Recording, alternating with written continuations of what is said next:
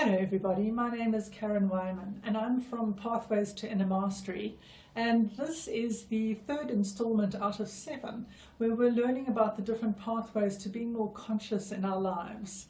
It belongs to a website called Pathways to Inner Mastery, where we are learning about being conscious, about transformation, about healing. There are forums, there are discussions, there are debates, there are courses, workshops that you can learn online, as well as a library where you can read, etc., etc.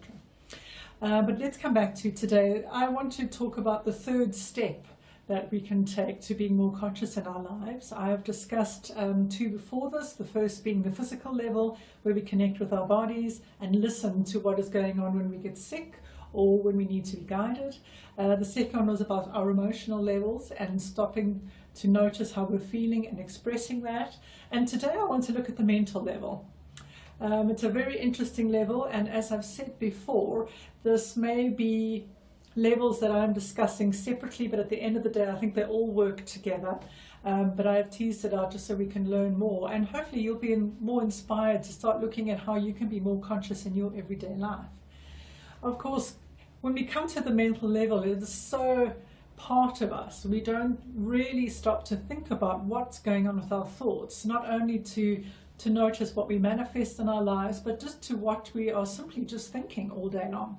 Most of the time it is very negative and very critical, and we just let it run our lives so that we end up being a slave to our minds. So I would like to challenge you to slowing down, to being more conscious about what's going on in your thoughts, and noticing maybe for the first time, how do you think? Are you a negative thinker or are you a positive thinker? When things happen around you that don't go the way you expect them, what happens up here? What is the thinking process? What is the thought process?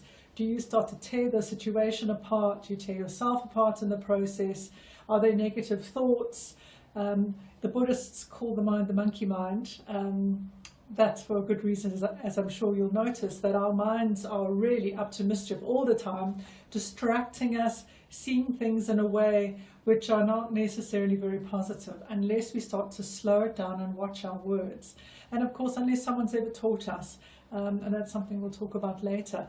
So I'd like you to, when you can remember, of course, because we're also very good at forgetting, especially when the mind knows we're going to watch it. So to set your cell phones, to set your mobile phones, to set alarms on your laptop, things in the day to remind you to just start watching. What am I thinking? What is the thoughts that are going through my head? Are they negative? Are they positive? Do they build me up or do they tear me down?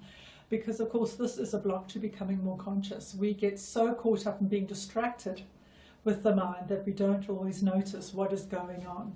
And of course, when we notice that we are being negative, that we tear ourselves down, that we use language that is not very supportive of ourselves, our lives, of our self-esteem, that we could do that in a little bit of a different way.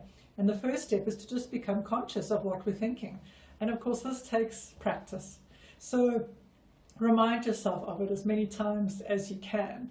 And when you start to notice how negative the thoughts are, think about what you can do to change it. How can you have more positive, affirming thoughts? Of course, there are affirmations and there's all kinds of techniques that we can start to use to have a more positive thinking mind, but also to start slowing the mind down to observing it. And that brings me to the next section I want to discuss, which is about making the journey from the head to the heart. It's not an easy journey, but one that is incredibly rich and incredibly special. And so starting to notice how much your head is in charge. How often do you try and control the situation around you? How often do you try and make everything perfect around you? Perfectionism is a very typical symptom of our mind completely in control of our lives and driving us crazy, because of course nothing can be that perfect. And when we can find the balance between being in the moment with our hearts and our bodies, together with the mind, we can create beautifully. But of course, first of all, we need to start watching and just noticing where we try to control everything, where we need to know every single detail. And yeah, not allowing the process to unfold. So I'd like to invite you to take a moment, have a look at what is going on in your mind. To take a few moments a day, because our minds chatter from the moment we wake up until the moment we go to sleep. So have a look, if you can remember, and what's going on in your thoughts. And do you think you're a more head-orientated or heart-orientated person? How strong is your mind? And of course, there are ways that we can start to bring more balance. Things like meditation, things like being mindful in every moment. And those are practices we will discuss later. But right now, I dare you, slow things down, look at starting to be more conscious in your life, more conscious with your mind. What else is going on the mental level? And are there patterns that keep repeating? Maybe you'll notice there's certain themes to what is chatting in your mind. Write them down, keep a list. Start to become aware of, there might be a pattern which might have been triggered by a situation, by a person, by an environment, or maybe even while you're watching that you notice it gets worse and worse. I think it is quite exciting to start watching and observing our minds rather than the other way around, so that we can start making our minds a slave to us and turning it around. So try it out. Please let me know what happens. I'd be very curious to know what you learn, what you notice. And if you'd like to interact with me, either come and join me on my website, which is pathways-to-innermastery.com, or join me on Twitter. My handle is Pathway to Mastery. The 2 is a number 2. Or on Facebook, Karen Weinman, Pathways to Inner Mastery. Come and give me some feedback. What have you noticed about this mental level?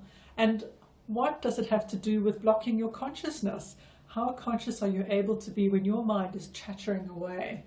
I hope that you have enjoyed this discussion and that you feel inspired. And of course, dare to be conscious. Speak to you soon. I'm Karen Weinman from Pathways to Inner Mastery. Thank you. Bye-bye.